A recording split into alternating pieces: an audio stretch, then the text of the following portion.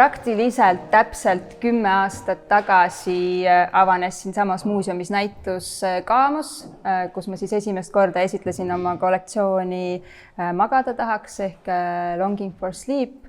Ja sellel hetkel, seal 10 aastat tagasi ma elu sees ei oleks arvanud, et ma olen täna siin ja me vaatame sellele kuidagi tagasi. See on hästi põnev, sellepärast, et see aeg ja ajastu on tohutult palju muutunud ja ma arvan, et seal mantlitega me jõuame just selle vastuoluli, mis seal mantlites oli, jõuame tagasi, aga igaks juhuks ma alustan oma sellisest taustast, et kust ma üldse tulen, sest et ma arvan, et erinevalt teistest disaineritest mina olen väga-väga laia ampluaaga, et kui ma mõtlen, mis mind huvitab, siis minu jaoks on oluline see, kuidas me ennast siin maailmas tunneme, mida me siin teeme, kuidas meie eksistents võib-olla erineb mõnest teisest dimensioonist, kui me mõtleme näiteks kvantfüüsika peale ja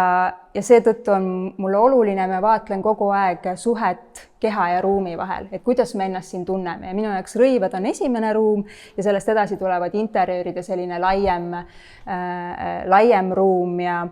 kui Kai sissejuhatus oli ka hästi moepõhine, siis ikkagi tänaseks minu igapäevatöö on selline 98% interjöörid, et see moepool on selline taustal kulgeb ja ma tegelen palju suuremate ruumidega kui ainult sellega, mis siis otseselt kehaga seotud on. Aga võib-olla ma panen see teile juba ette ka. Ma püüdsin panna oma erinevad tööd sellise ajajoone peale, et see on selline sigri-migri, aga kui ma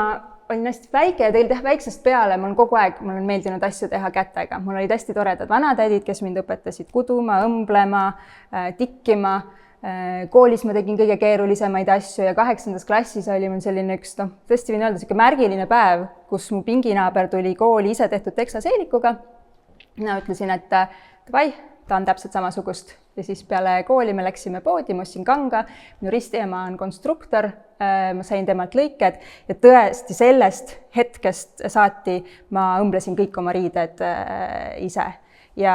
sellel ajal ma mäletan, kuidas ma mõtlesin, et miks ma ei näe välja samasugune nagu mu Soome kirjasõber ja tema sõbrad. Et miks mul on hoopis teistsugune olemus kui neil ja siis ma sain aru sellest, et tollel hetkel, see oli aastal 98, et meil ei olnudki kaubandust, meil ei olnud üldse brände, meil oli võib-olla üks mingi Sokos või Seppele, aga meil ei olnudki seda mingit rõiva, kunsti, disaini, mingit sellist saadaval, et käia nii coolilt riides, nagu nemad olid ja sellel hetkel ma mäletan, mul oli ühel hetkel õmmeldud 20 paari pükse ja mul oli kapi peal oli selline nimekiri asjadest, mis omavahel sobivad ja niimoodi, et nad 2 nädala jooksul ei korduks. Et iga päev käisin erinevalt riides ja seda on lahe meenutada, sest et kui me varsti jõuame magistritööni, siis see on kuidagi täiesti muutub. Aga siis peale keskkooli, mille ma lõpetasin kuldmedaliga, ma asusin õppima tehnikumi. See oli paljude meelest selline otsus, mis rikub mu elu täiesti ära, väga-väga vale tegu, aga mul oli sellel hetkel tunne, et ma ei oska disainida, ma ei teadnud mitte midagi inspiratsioonist ja selline tunne, kui ma vaatasin mingid pilte ja need tekitasid minus tunnet ja soovi midagi luua, siis mul oli selline tunne, et ma varastan. Et kui ma väike olin, siis ma joonistasin hästi palju, aga kuskil seal kooli ajal see kindlus kadus täiesti ja näiteks kui ma ühel aastal seal kandideerisin Supernovale, siis ma palusin oma koolivennal Jan Tomsonil joonistada kavandid, et ma ise ei oska. Aga siin ajajoonel sellel aastal ma vist ei saanud, aga 12. klassis ma ikkagist pääsesin Supernova konkursile, nii et siit on üks tore meenutuspilt sellest. Ja tagasi vaadates see tehnikumi valik oli absoluutselt üks parimaid valikuid, et saada taust ja põhi kõigele sellele, mida ma tahtsin luua, sest et kui ma mõtlesin, et okei, et ma ise disainida ei oska, et siis ma tahan olla osa sellest maailmast ja ma tegin tehnikumi õppe võimalikult kiiresti ära. Viimasel poolaastal olin Londonis praktikal, kus ma ilmselt stiililiselt sain sellise tugeva mõjutuse ja peale seda kohe oli võimalus kandideerida EKA-sse magistrisse, mille teise aastal ma õppisin Taani disainikoolis, kus ma sain hästi tugeva kontseptuaalse mõtlemise põhja, aga seal magistri esimesel aastal oli üks hästi oluline workshop Anu Samarüütliga, kus ma sain teada Martin Margiela loomingust ja sellel hetkel nagu mood sai minu jaoks mõtte, et sinnamaani mind huvitas ainult tehniline teostus, et kuidas, kui ma nägin näiteks Alexander McQueeni kleiti, siis mind huvitas, et kuidas see asi on tehtud ja ma tahtsin tehniliselt osata seda luua. Ja tagasi vaadates on see tegelikult selliselt sisemiselt tulnud päris nagu õige tee, sest et näiteks kui ma olin Antwerpenis praktikal ja nägin sealse moekooli, mis on siis üks maailma tippmoekoole õppekava, siis nendel on esimesel kursusel täiesti kohustuslik mõne rahva rõiva, siis mis iganes rahvusest, selline traditsioonilistel viisidel taastootmine. Et sa tegelikult pead ikkagi, sul peab olema see materjalitunnetus ja veel hiljem, kui ma käisin Ikooni kirjutamislaagris, ja seal oli lood nagu lahti seletatud selline tee kuidagi siis meie maisusest kuni jumalikkuseni, siis see algas ka nii, et on tehnika, käsitööoskus, kunst, ikonograafia ja sealt siis edasi. Et tegelikult see, kui me midagi teeme oma kätega pühendunult, me rakendame annet, siis see on minu jaoks see meie kõige olulisem võib-olla eluülesanne, mida me siin maa peal teeme. Ja läbi selle me saamegi ka olla ühenduses selle mingisuguse kõrgema allikaga. Nii et igasugune nagu tehniline oskus on minu meelest täiesti nagu baas asjadele. Muidugi, kui ma ise praegu oma loomingut või see, millega ma tegelen, et siis ma võib-olla räägin natukene vastu, sest et kui ma tegelen ruumidega, siis mul ei ole sisearhitekti haridust, aga samas kui ma leian selleks parimad meistrid, et oma ideed ellu viia, siis seal on ka see sümbioos olemas. Ja selle loengu nimi on Millal on disain, siis see ongi, eks ju, väga-väga raske küsimus, et meil on poed täis asju, meie ruum, kõik asjad on ju kuskilt alguse saanud ja kui ma siin paar päeva tagasi guugeldasin ühe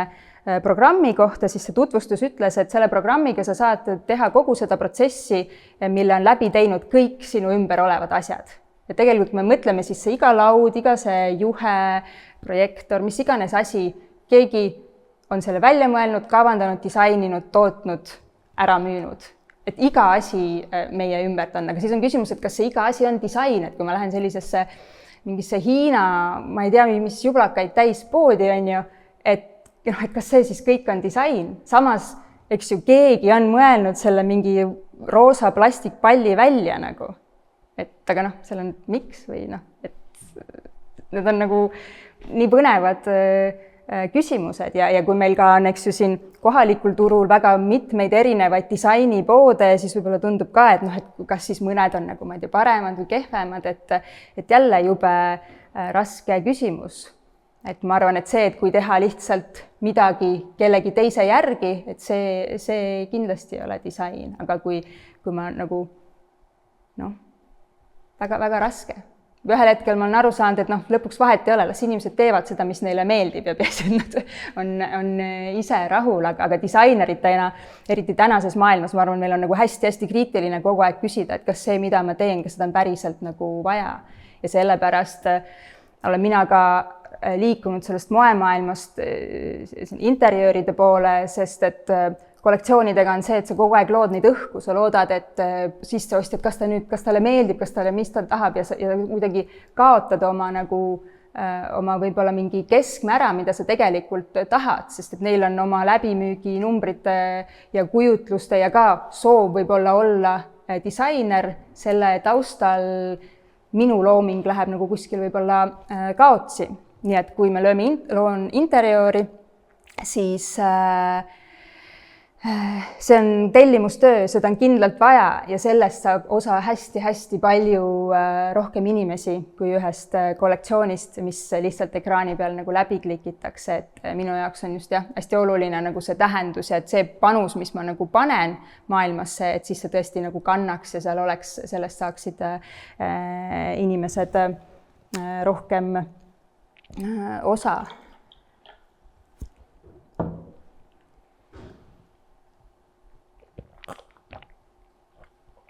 Ja noh, selline klassikaline lähenemine on, eks ju, kuidas siis see ütleminegi on, eks ju, et vorm jälgib funktsiooni või? Form follows function. Et kindlasti disainitud asjad, eks ju, võiksid olla ilusad, et nad on läbi mõeldud, et mul on vaja midagi teha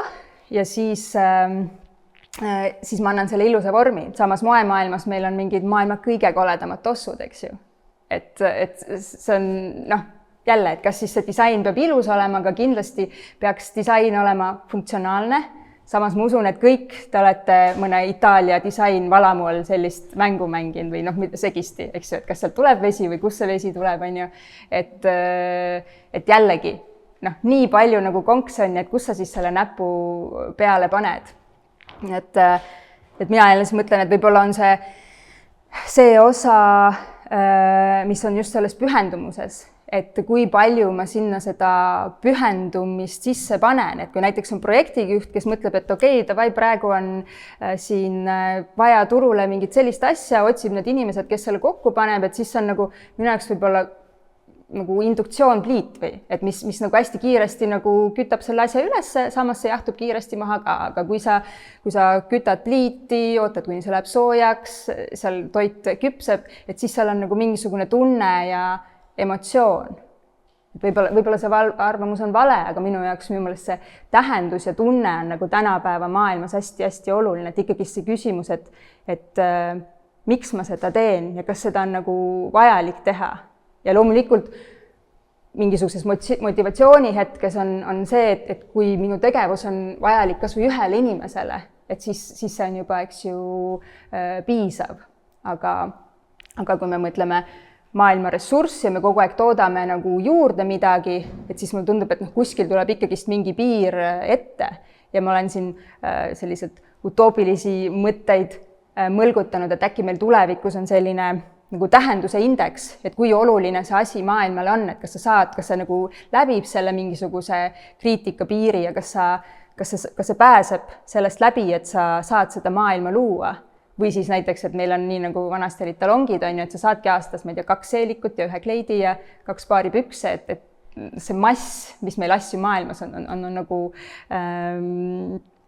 tohutu. Ja kui see on nagu, eks ju, selline hästi praktiline, et meil on palju asju, siis minu meelest, et disainis on ka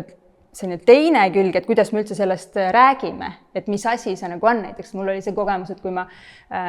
Prantsusmaal 2014 esitlesin seda mantlite kollektsiooni sellisele imelisele žüriile, kus oli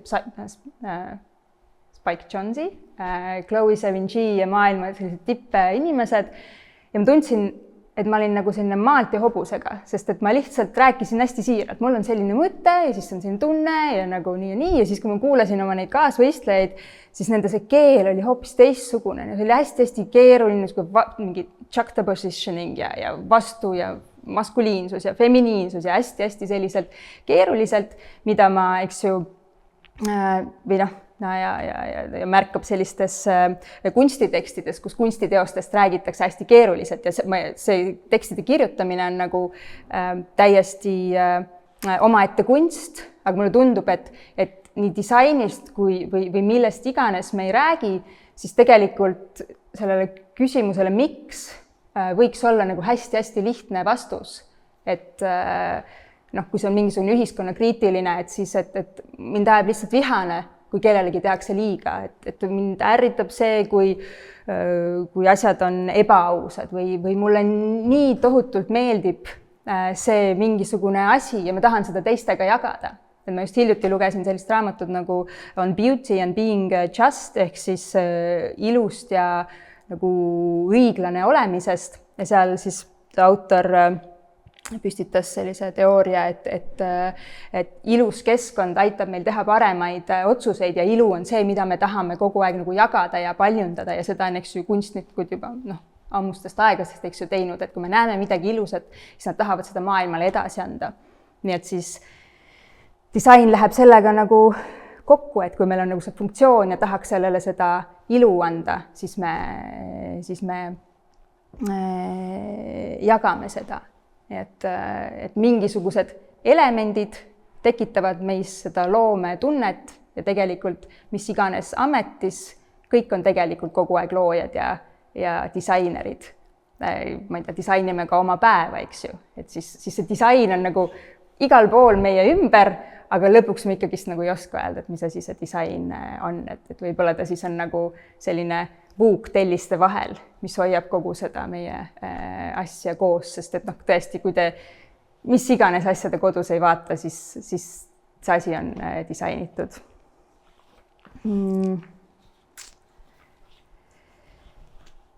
Nii, aga igastahes siis seda ajajoont vaadates, siin on hästi erinevaid asju. Supernova kollektsioon, siis juba sellest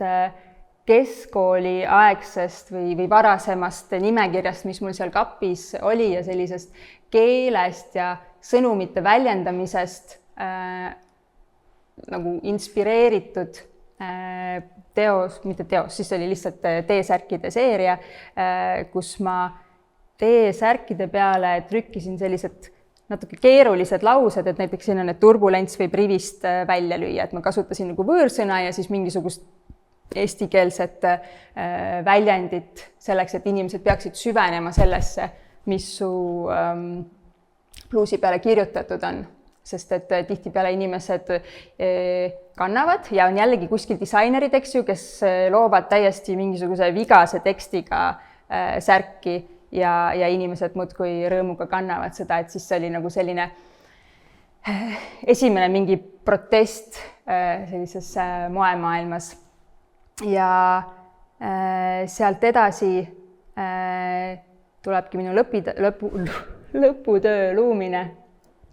Ja peale luuminet ma soovisin või panin endale nagu väljakutse, et kas ma suudan luua ka päris kollektsiooni, et ma olin olnud siis mitmetel praktikatel, seda koolitööd teinud ja see oli minu esimene sinna naisterõivaste kollektsioon, mille nimi oli Trianglipuud ja kui ma seda esitlesin, minu meelest see oli Tallinna moenädalal tollel hetkel, siis see sai ka hästi palju sellist vastukaja, sest et seal, kui modellid kandsid neid rõivad esitlusel, siis neil olid tanksaapad ja minu meelest meil olid ikkagist punased huuled, aga nad olid nagu võluvad kaunid naised, aga nad ei olnud niisugused üdini seksikad ja kõike seda, mida meie selliselt moelavalt oli nagu oodatud, nii et see on jälle huvitav, eks ju, et aastal 2009 see oli nagu selline sensatsioon, et mis asja ta nüüd nagu teeb, versus see, et täna see on täiesti nagu normaalsus ja mitte keegi ei pilguta, eks ju, silma sellele lähenemisele. Siis teisest valdkonnast seal vahepeal tekkis bänd Väljasiit rohelisse. 2011 on selline projekt 70 puuvilast kitlit. Siis tuli meeste moe projekt Seven Silver Men in Coats. See oli 2012. Siis 2013 oligi üks selline nagu lahe nädal, kus ma esitlesin siis teist naisterõivaste kollektsiooni, mille nimi oli Teine. Samuti oli mul teine isikunäitus, see oli ka teine, see oli ja siis ka Longing for Sleep, siis oli mantlite näitus, või tähendab see Kaamase näitus siin muuseumis. Siis 2014 oli kogu see Longing for Sleep aasta, kus siis oli palju välismaiseid osalemisi. 2015 algas Blackheart kollektsioon ja teatris Mart Kangroga Fantastika. Samal ajal ma tegin mingid sisekujundusi Tallinn Music Weekile. 2016 oli esimene Interior Umami. Siis siin on Ten Corsacomo, mis on moemaailmas hästi oluline. Isikunäitus Ootamine 2017. 2019 oli 77 Sitsi Kumus samal ajal sügisel avati Loore bistro, see oli teine suurem interjöör. 2020 oli teatrumis Lõpp hea, kõik hea, Black Hearti värviline kollektsioon, samal aastal siis oli juba 2021 siis peale koroonat Leerestoran, Mart Kangroga Lorem Ipsum Fonkralis, Päris restoran, siis Freia Food Bar Viirus ja 2022 oli see ja sellel aastal siis on suuremad olnud La Pizzeria di Ormoja ja Magdalena tervisekeskuses sellised suured messingskulptuurid, võluõied, väevarred ja siis mantlid Keep Mutsemi muuseumis, nii et ja samal ajal, kui neid kõik erinevad asjad erinevatest valdkondades on, siis siin 2014 kuni 2020 me kogu aeg tegime 2-4 moekollektsiooni aastas, et selline loominguline tempo on kogu aeg peal olnud ja ma ei kujutaks ette, et ma teeksin ainult rõivaid kogu aeg, sest et just hiljuti, kui ma konstrueerisin midagi, siis ma mõtlesin, et siis on see formaat on nii väike, et see on ainult selline keha, et kui ma olen ikkagi harjunud juba nüüd selliseid suuri ruume tegema, et siis see keha formaat on kuidagi nii pisike ja rõivas on ikkagi, sest ma vaatan seda ühte pilti, ma pean selle pildi kuidagi tõlkima rõivaks, siis interjööris mööblit, valgusteid kõike luues on see võimalus nagu palju-palju laiem ja see mänguväli palju suurem. Nii.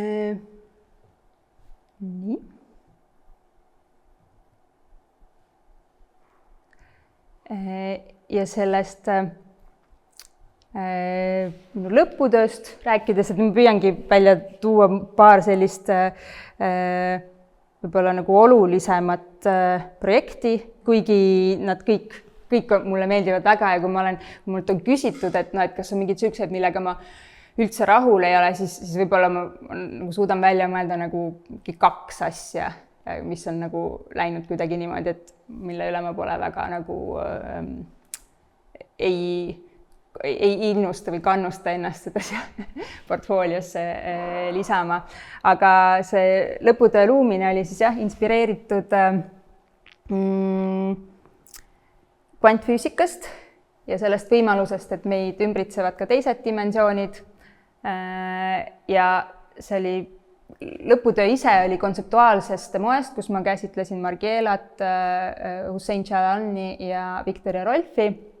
ning vaatasin, milline on siis kontseptuaalse moe olemus ning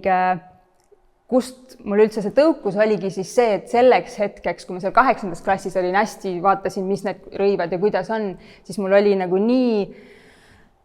kõrini just sellisest seksikuse kultusest ja kuidas Eestis oli kõik ainult naine peab olema seksikas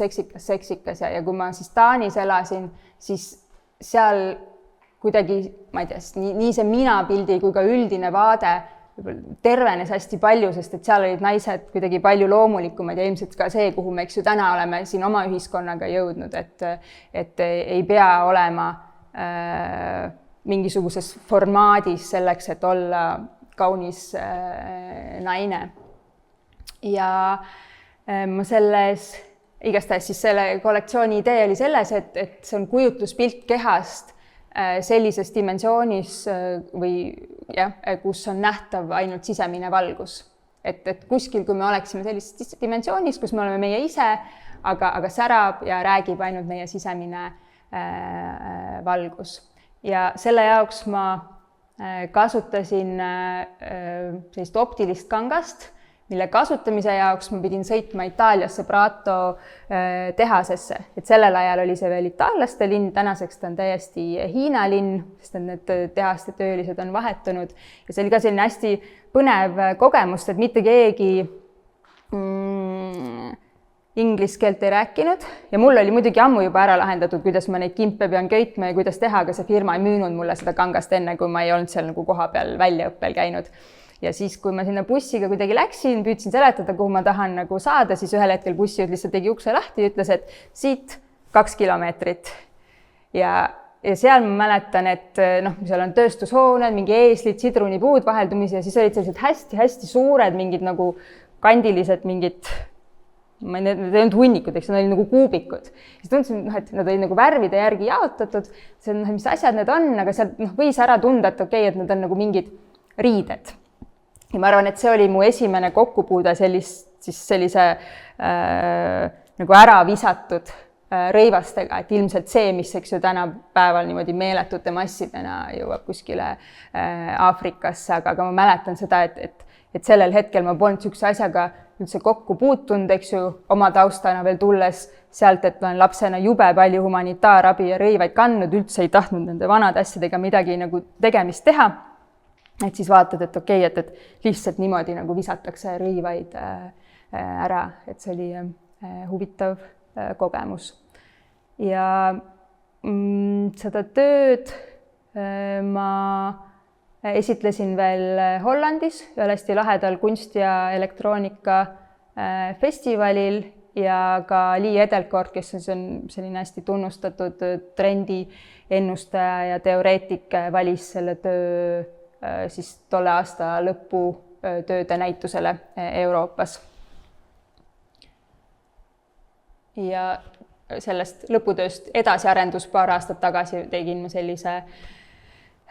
ruumi installatsiooni nimega Luminei Brentum, mis ka kuidagi mängib inimmeeltega ja seal ruumis sees olles näiteks inimestel oli hästi raske mõnest joonest üle astuda, sest neile lihtsalt tundus, et see ei ole nagu õige, et see on niisugune nagu põnev, et mis piire inimesed endale seavad. Siis sellel samal ajal, kui ma õppisin Taanis, seal ma ei saanud sellest keelest aru ja ühel hetkel ma sain aru, et mul oli kuidagi palju rohkem aega ja ruumi oma mõtetele. Et kui ma kodus olin, siis ikka näed mingisugust Õhtulehe pealkirja, see ajab närvi, keegi teeb midagi kuskil, et siis seal nagu sellist fooni üldse ei olnud, sest et ma ei saanud sellest sisust lihtsalt aru. Ja siis kuidagi ma mõtlesin sellele, et kuidas me nagu üldse võtame seda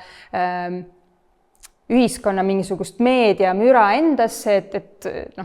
võib ju täiesti olla niimoodi, et sa ainult usudki seda, mis sulle nagu öeldakse, sa oled hästi pahane selle üle, sa lased ennast sellel täiesti nagu endasse võtta. Ja ma kujutlesin seda tunnet siis sellise kitlina, mis siis võiks olla valge või siis täiesti tumelilla ja sellest nagu meediast nagu välisest infost nagu läbi imendunud niimoodi, et ma lõin siis sellise teose nimega 70 puuvillast kitlit, kus ma värvisin need kitlid gradatsioonist valgest tumelillani, niimoodi iga kittel on ükshaaval natuke värvi lisatud, ära värvitud. See oli selline korralik katsumuse protsess ja samamoodi niisugune meditatiivne ennast nagu puhastada ja lahustada kogu sellest ka asjast, mida ma võib-olla ise olen endasse kogunud ja mis mulle oma tööde juures meeldib ja mida ma püüan alati saavutada või mis isegi võib-olla tuleb nagu loomulikult, on see, et neil on alati hästi lihtne vorm, aga seal sees on nagu hästi-hästi palju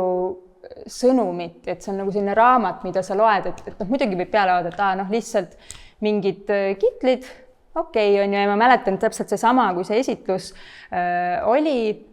siis ka inimesed, kui nad seda vaatasid, modellid lihtsalt hakkasid lavale kõndima, et Marit jälle teeb oma mingit kontseptuaalset asja, on ju mingid kitlid, ja siis ühel hetkel, kuna sukad olid valged, siis inimesed olid ootad, mis asjad, kas nagu see valgus muutub, et nagu kuidagi värv muutub ja siis ühel hetkel nad said aru, et okei, et see on päriselt see värv muutubki, et see ei ole silmapete. Ja sama oli ka nende modellidega, et kui need lihtsalt need kitlid on nagu stange peal, siis on need, mis asja, mingid siuksed kitlid ja mingid sussid jalga, aga kui nad kõik panid ennast riidesse ja nad olid nagu selline ühtne vägi, siis oli nii lahe, mul kahjuks ei ole sellest salvestust, aga see, kuidas see energia täiesti muutus, sest et nad nagu kuidagi nagu tõusid, nad olid sellises ühtses grupis, nad tundsid ennast hästi ja see oli hästi lahe näidis kuidagi ka võib-olla sellisest eelarvamusest ja sellest ka, et millist jõudu selline ühtsus ja mingi univorm võib anda. Nii et see kitli nagu motiiv on mulle hästi oluline, sest et samas see meenutab ka mulle mu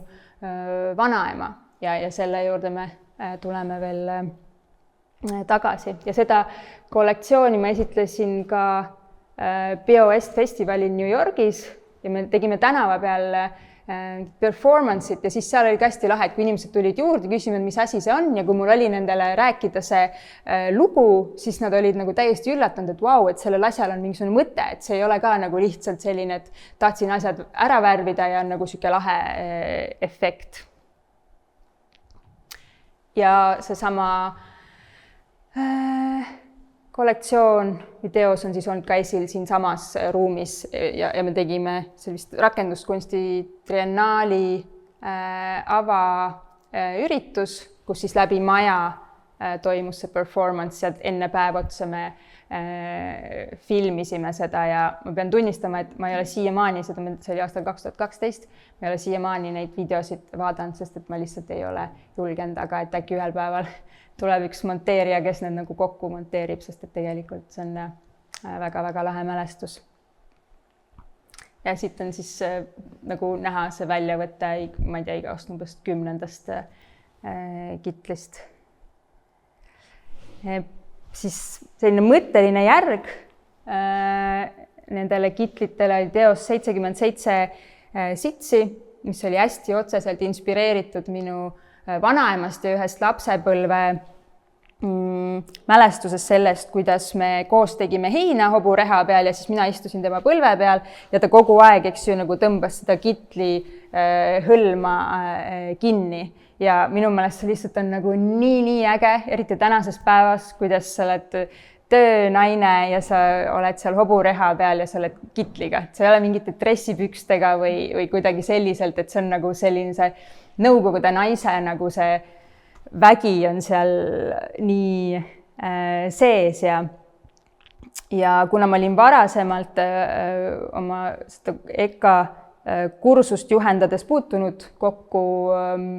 Kreenholmi arhiiviga ja sellega minu meelest ei ole keegi varasemalt töötanud, siis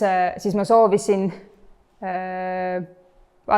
nagu uurida seda, neid kangaid ja koos oma praktikantidega me digitaliseerisime sealt siis umbes 80 mustrit, millest siis ma trükkisin uuesti välja kangad ja tegin 77 kitlit sellise naiste nagu väe ja mulle hästi meeldib, mulle väga meeldib eesti keel, selle mängulisus ja minu jaoks see 77 sitsi on nagu natuke selline viide, kui öeldakse, et näiteks, et siin külas on 6 suitsu ehk siis 6 toimivat majapidamist, et siis sits kui sitsi kleit siis nime poolest. Ja see oli samuti esil ka ERMis ja mul on selline paks raamat, kuhu inimesed kirjutasid oma mälestusi, mida ma ka ei ole vaadanud, et ma olen nagu kogu neid asju, sest et tegelikult see sitsi kittel on nagu nii tore, jälle selline hästi argipäevane, tegelikult ka disaini element, eks ju, mis on igal pool olnud. Me ilmselt ei oska seda nagu väärtustada, aga läbi selle me saame hästi palju teada selle ajastu kohta. Et kui seal mälestustes oli ka, et kes sai ühe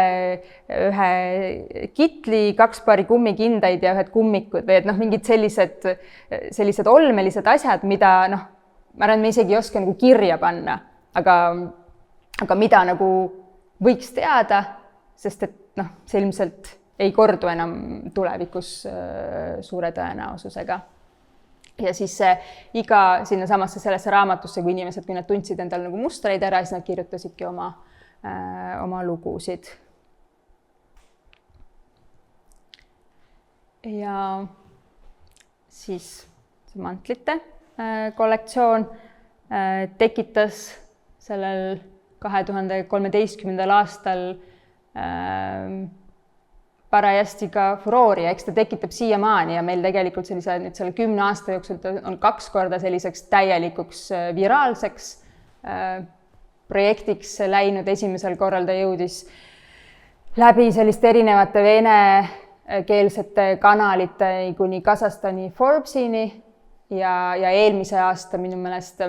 jaanuaris, kus üks kas Valgevene või keegi filmikunstnik postitas selle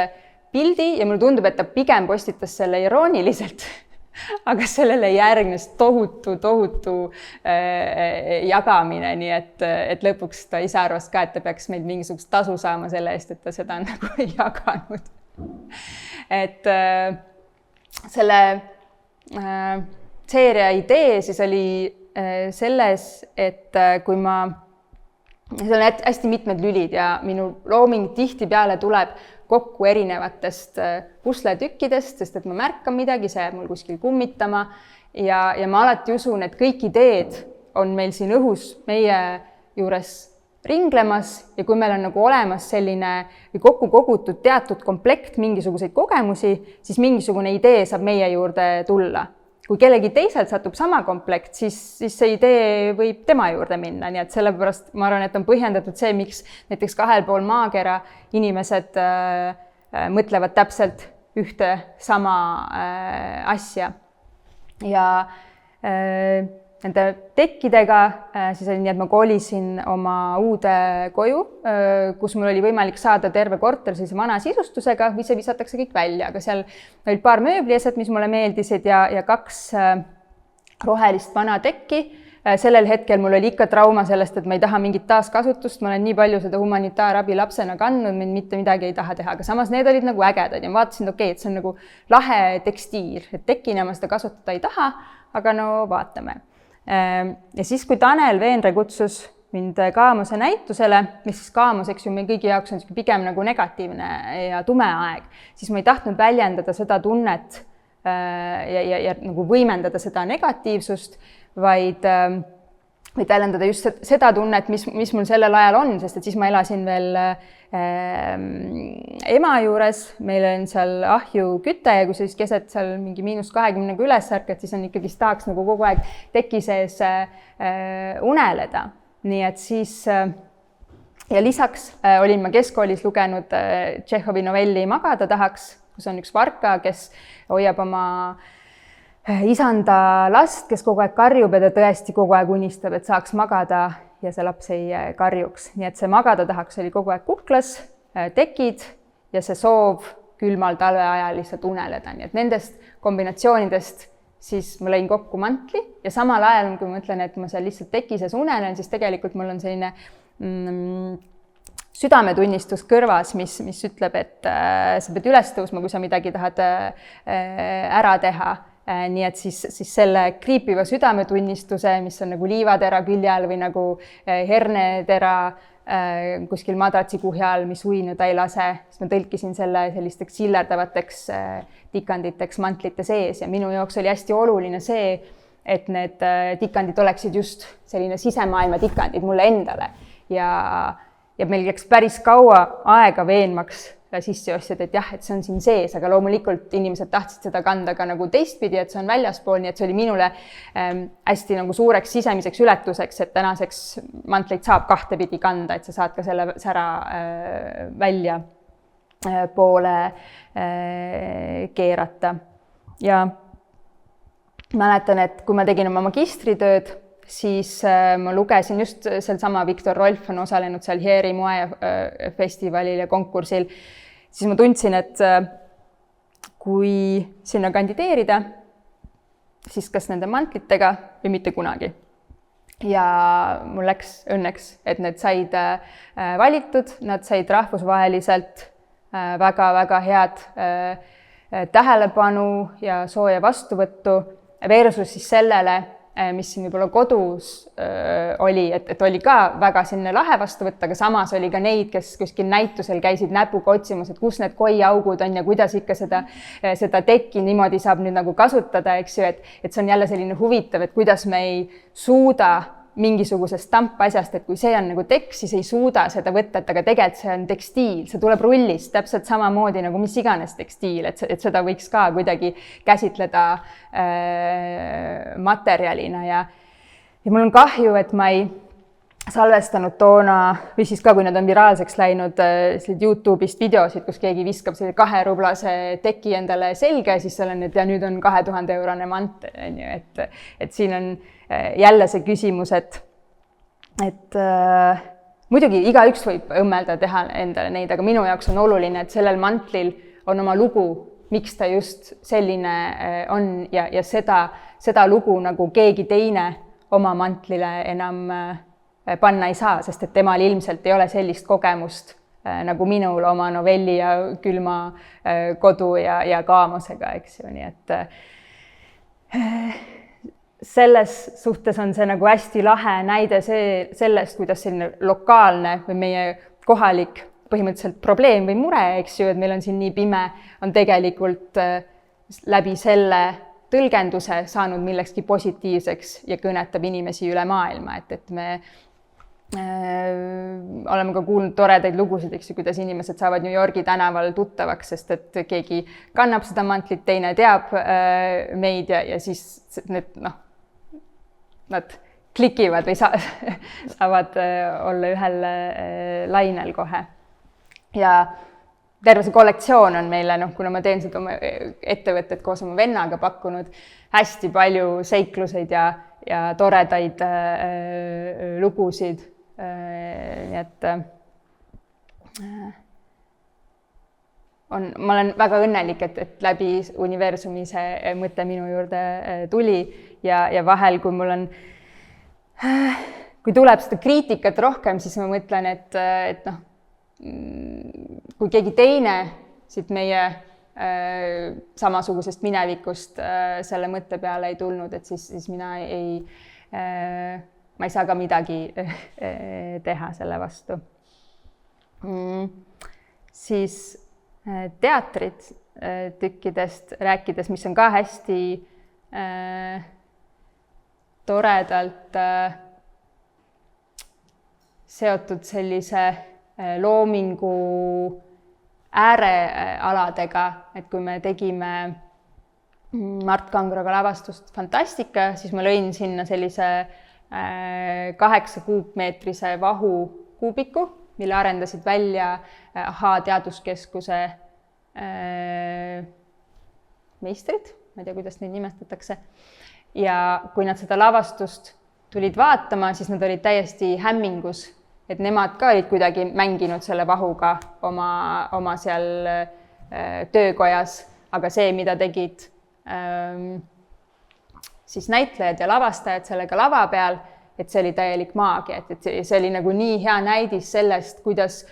kunsti ja teaduse piiri peal sünnibki see nagu ilu ja minu meelest disain on täpselt selle koha peal, et tuua need 2 maailma kokku ja teha sellest 1 + 1 on 3. Ja teatris on kindlasti tore see, et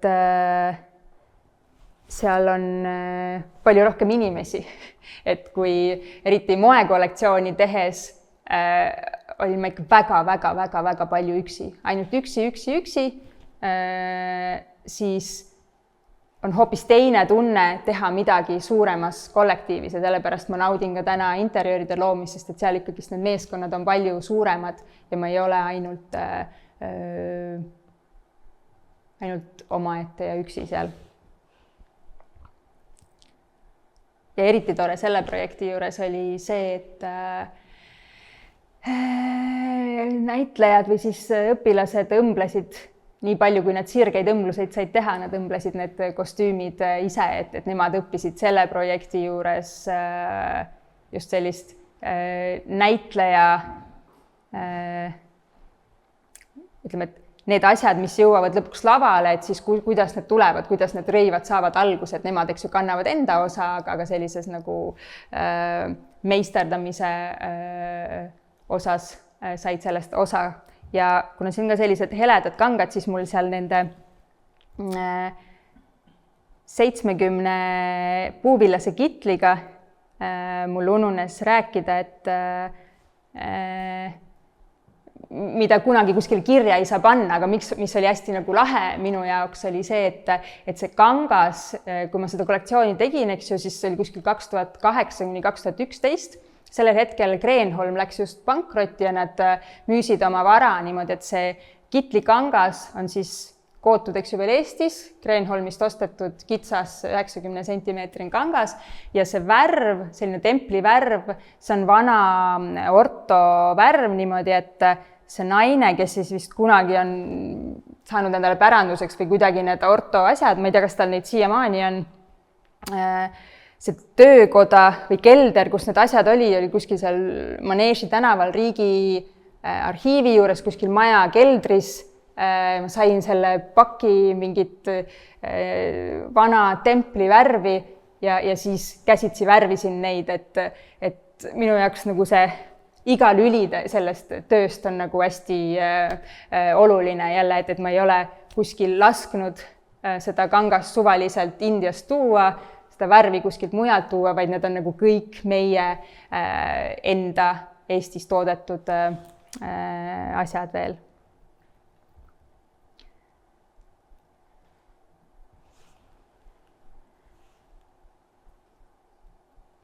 Ja siis liikudes selle juurde, millega ma täna enamasti tegelen, minu esimene interjööri sinna värskendus oli Umami restoran Mustamäel. Seal kui Kristjan Pääske küsis, et kas ma tean kedagi, kes neid saaks aidata, siis ma julgelt pakkusin ennast välja ja kui ma panin kirja märksõnad, et kuidas ma tahaks, et see ruum tundub, siis kui nad pärast külalistelt küsisid tagasisidet, siis nad vastasid täpselt samade sõnadega. Ja see oli selline koht, kus ma siis tundsin, et okei, midagi läks pihta. Ja mis mulle ruumide juures meeldib, on see, et ma sellele igale ruumile põhimõtteliselt lähenen ikkagist nagu kunstnik. Ma põhimõtteliselt teen kogu aeg sellist kohaspetsiifilist installatsiooni ja see võrreldes moe kollektsioonide loomisega on kuidagi palju, ma ei teagi, mis see sõna võiks olla, et ütleme, et kui ma moekollektsiooni, ma pean igal korral uuesti taastootma seda, mis ma juba olen teinud, aga kuidagi täiesti uues võtmes, sest et sisseostjad tahavad kogu aeg midagi uut, et see, et kui ma näiteks seda mantlit iga kord teen kuidagi natuke nagu paremaks, et siis tänase maailma tempo juures see ei ole nagu piisav. Siis kui tuleb interjöör, siis see ruum juba ise annab nii palju endast ette või ta hakkab rääkima ja selle najal on nagu palju mõnusam midagi luua, sest et kõik asjad on alati teistsugused ja erinevad. Ja näiteks siis kui me tegime selle Umami, siis vahepeal me tegime ühe veinibaari ja kui tuli võimalus luua see Loore bistro, siis see oli ikkagist nagu selline äge ruum. Sa lähed lihtsalt sinna muldpõrandaga põhimõtteliselt vanadesse angaaridesse, eks ju, kuhu või see hoone, mis on, ja lood sinna väärtustades vana midagi sellist, mis on uus, aga samas tundub, et on juba ajatu ja selle interjööriga ma olin ka nomineeritud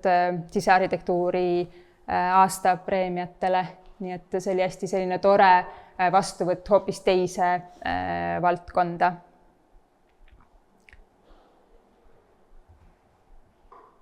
Ja siis sügaval koroona ajal me tegelesime leibresto, vana leibresto, et siin on selle pildi peal on näha, milline ta nägi vanasti välja ja kuidas me siis võimalikult kasutades kõiki olemasolevaid asju, mida vähegi sai, värskendasime selle uueks. Ja siis selline paljude Instagrami pildistajate lemmik on päris resto, mis ka sisaldab siis hästi palju erinevaid elemente, aga loob keskkonna, mis on jälle ajatu, et nendega ongi, kuna interjöör, eks ju, peab kestma selliselt 20 aastat, siis võrreldes moekollektsiooniga on see ikkagist, kui moekollektsioon, ütleme, on, eks ju, pool aastat, 20 aastat, see on nagu 40 korda nagu kauem, et see väärtuse vahetus, kui palju sealt nagu tagasi saab ja kui palju sealt inimesi osa saab, et see on palju suurem. Ja seda interjööri luues mulle meeldis see, et seal me kasutasin paari sellist vana elementi ka, et näiteks need kuplid siin akna ääres, et need olid vanasti kasutusel Estonia teatris ja siis ma kavandasin nendele sellised käpad, et mulle meeldis see mõte, et sealt nii-öelda vanast osast on midagi sinna uude Maakri tänavale, täiesti uude hoonesse toodud mingisugune element.